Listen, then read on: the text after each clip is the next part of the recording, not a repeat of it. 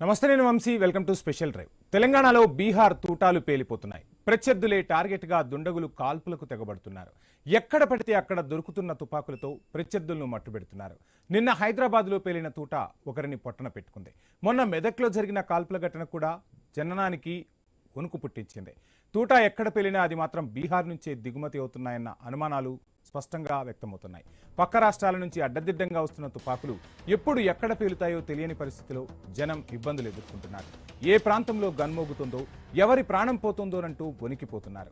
రాష్ట్రానికి పొరుగున ఉన్న రాష్ట్రాల నుంచి విచ్చలవిడిగా తుపాకులు రావడంతోనే ఈ కల్చర్ పెరిగిపోయిందన్న ప్రచారము జరుగుతోంది.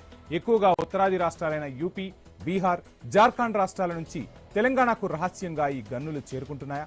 బోర్డర్లో పోలీసుల నిఘా అంతంత మాత్రమే ఉండడంతో స్మగ్లర్లు ఇష్టానుసారంగా గన్లను డంపు చేస్తున్నారా?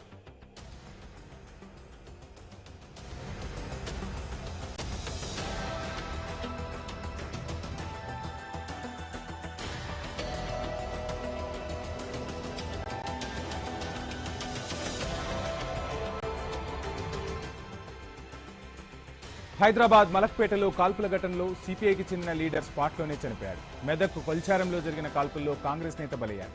ప్రత్యర్థులు పక్కా ప్లాన్తో స్కెచ్ వేసి మట్టుబెట్టారు. అంతకుముందు ఫిబ్రవరిలో గచ్చిబౌలి సిసిఎస్ పోలీసులపై కూడా కాల్పులు జరిగాయి. హైదరాబాద్లోని జీడిమెట్ల గాజుల రామారంలో ఓ బార్ అండ్ రెస్టారెంట్ వద్ద క్యాషియర్పై ఫైరింగ్ జరిగింది. జనవరిలో అయితే అఫ్జల్గంజ్లో బీదర్ దొంగల ముఠా జరిపిన కాల్పులు కూడా సంచలనం రేపాయి. ఇలా వరుసగా జరుగుతున్న ఘటనలతో జనం భయాందోళనకు గురవుతున్నారు. ఎక్కడ పడితే అక్కడ దొరుకుతున్న licensed guns, country made revolvers, air guns ప్రజల భద్రతను ప్రశ్నార్థకం చేస్తున్నాయి. రాష్ట్రంలో అనుమతులు లేని తుపాకుల సంఖ్య ఎక్కువగా ఉన్నట్లు పోలీసులు గుర్తించారు. బీహార్, యూపీ నుంచి అక్రమ మార్గంలో తుపాకులు కొని సరిహద్దుల నుంచి రాష్ట్రంలోకి తెస్తున్నారు. రాష్ట్రంలో 7,125 చెల్లుబాటయ్యే ఆయుధ లైసెన్సులు, 9,294 రిజిస్టర్డ్ ఆయుధాలున్నాయని అంచనా. గత 3 ఏళ్లలో కేవలం 510 మాత్రమే లైసెన్సులు జారీ అయ్యాయి. ఇవి అధికారిక లెక్కలు. వీటికంటే 4-5 రెట్లకు పైగా ఆయుధాలున్నట్లుగా తెలుస్తోంది.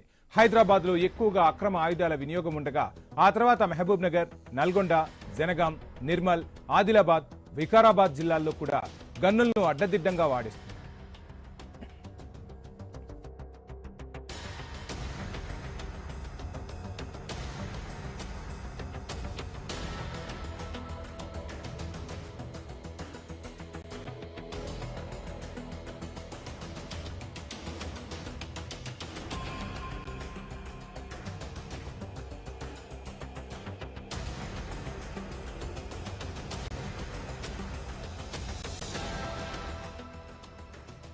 ముఖ్యంగా వెపన్స్ ను వ్యక్తిగత ప్రతిష్ట కోసం వాడిస్తున్నారు. అది ఒక స్టేటస్ గా ఫీల్ అవుతున్నారు. కొందరైతే ఎదుటివారిపై పెత్తనం చెలాయించేందుకు గన్స్ పెట్టుకుంటున్నారు. చిన్న చిన్న పంచాయతీలో గన్నులు తీసి ప్రత్యర్థులను బెదిరిస్తున్న సందర్భాలు కోకొల్లలు. ఈ అక్రమ ఆయుధాలను రాజస్థాన్లోని జైపురా, బీహార్లోని గయా, ముంగేర్, పాట్నా, మధ్యప్రదేశ్లోని ఇండోర్, భర్వానీలో చాలా సులభంగా తయారు చేస్తున్నారు. అక్కడ తుపాకులు తయారు చేసే ఫ్యాక్టరీలే ఉన్నాయంటే అర్థం చేసుకోవచ్చు వారి నెట్వర్క్ ఎలా ఉందో, ఎంతుందో. తుపాకుల డిమాండ్ను బట్టి వీటి ధర 2,000 నుంచి 30,000 వరకు చెల్లించి కొందరు కొనుగోలు చేస్తున్నారు. ఇక ఇతర రాష్ట్రాల్లో కొన్నప్పుడు 30,000 ఉన్న కంట్రీ మేడ్ రివాల్వర్ హైదరాబాద్ చేరుకునేసరికి 4-5 రెట్లు పెరుగుతున్నదని అధికారులు చెబుతున్నారు. కొందరు రౌడీ షీటర్లు, భూ కబ్జాలు, సెటిల్మెంట్ల కోసం వీటిని కొనుగోలు చేస్తున్నట్లు పేర్కొన్నారు. వీటి రవాణాకు నేరగాళ్లు ప్రైవేట్ ట్రావెల్ బస్సులు, రైళ్లను ఉపయోగిస్తున్నారు. ప్రధాన నగరాల్లోని రైల్వే స్టేషన్లకు బదులుగా ప్రయాణికులు తక్కువగా ఉండే స్టేషన్లలో దిగిపోతారు.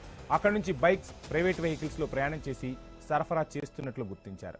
దీనికి చెక్ పెడేది ఎక్కడ? పోలీసుల పాత్ర ఎలా ఉండాలి? లైసెన్స్ జారీలో కూడా జాగ్రత్తలు అవసరమా అన్నదే ఇప్పుడు అసలైన చర్చ.